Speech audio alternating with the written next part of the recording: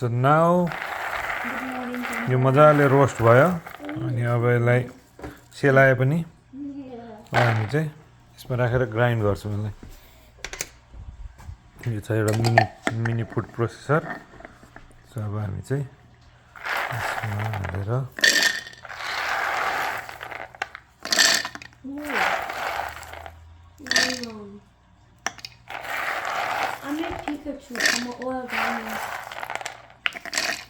Pikachu.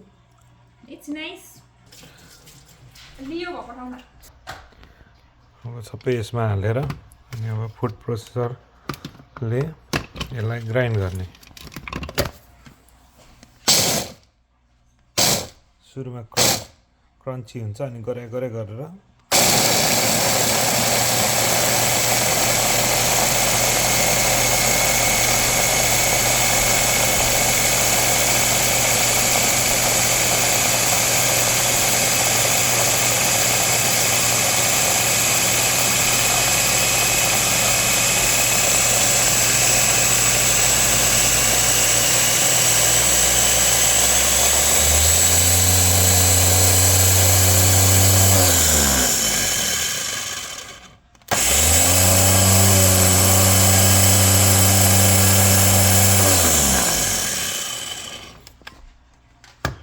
अब यसको साइडमा सबै टाँसिएको हुन्छ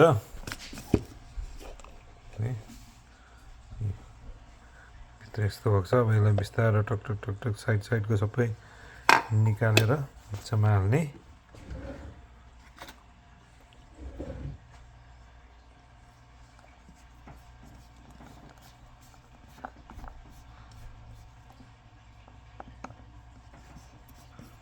फेरि चलाउने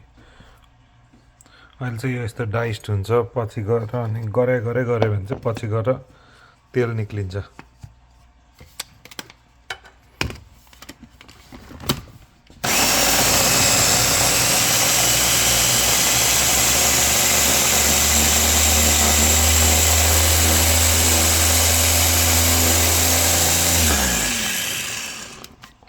यो चाहिँ repeat गरिराख्नुपर्छ process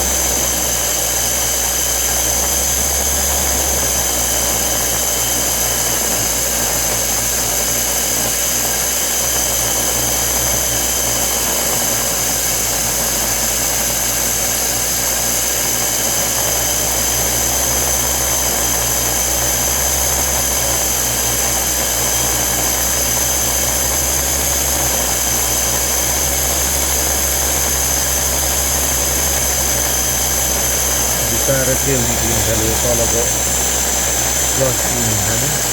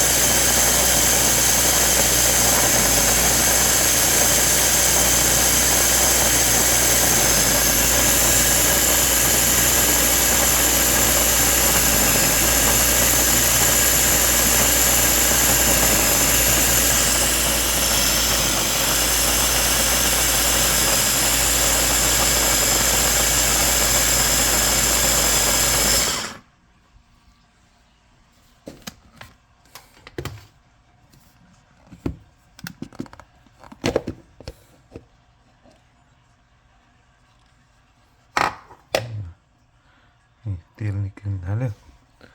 so we are getting very close to having a homemade peanut butter यो पिनट बटरको टेस्ट चाहिँ अब चिनी पनि हालेको छैन अनि नुन पनि हालेको छैन त्यही भएर अलिकति ब्लन्ट टाइपको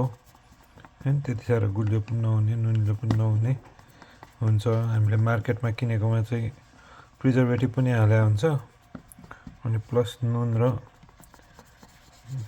चिनी पनि हालेको हुन्छ त्यही भएर अलिकति टेस्ट मिठो हुन्छ यो चाहिँ विदाउट एनी टेस्ट हुन्छ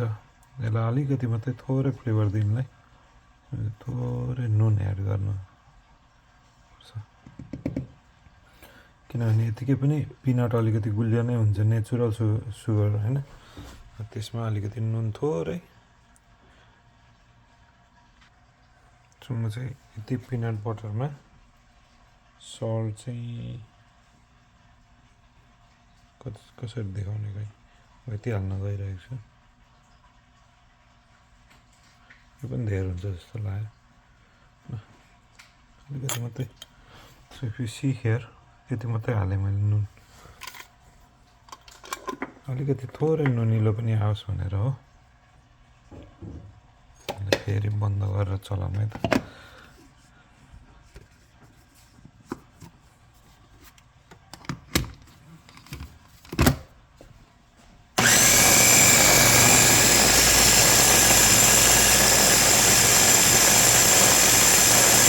लतामै हुनुपर्छ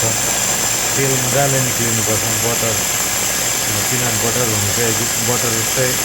लतक्क परेको त हुनु पर्यो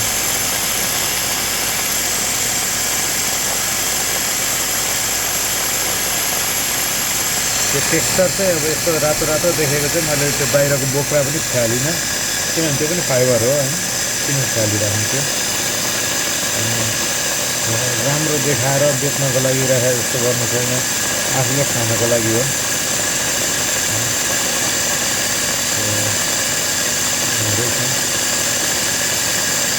बन्दैछ त्यो मुभमेन्ट चाहिँ अलिक छिटो छिटो भएको देखिन थाल्यो नि अब भनेपछि अलिक मोर लिक्विफाई हुँदैछ त्यो बटर अझै धेरै निक्लिँदैछ बदामको तेल निक्लिँदैछ